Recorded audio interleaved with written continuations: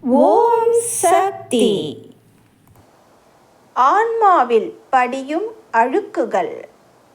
கண்ணாடியில் தூசு படிந்துவிட்டால் அடிக்கடி துடைத்து சுத்தப்படுத்தி பயன்படுத்துகிறீர்கள். அதுபோல ஆன்மாவிலும் ஆசை, அகந்தை, பொறாமை, கோபம் முதலிய அழுக்குகள் படிகின்றன. அந்த அழுக்குகள் சேராமல் பார்த்து கொள்ள வேண்டும். ஆன்மாவை ஒருநிலைப்படுத்தி பக்குவப்படுத்த வேண்டும். ஆன்மா என்ற சக்தி உடலை விட்டு போய்விட்டால் எதுவும் இல்லை. அன்னையின் அருள்வாக்கு. அருள்வாக்கு என்ற பாத்திரம்.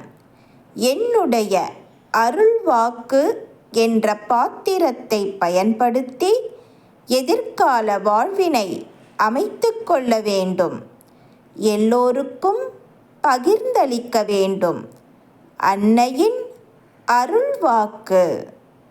Please share and subscribe. Om Sakthi.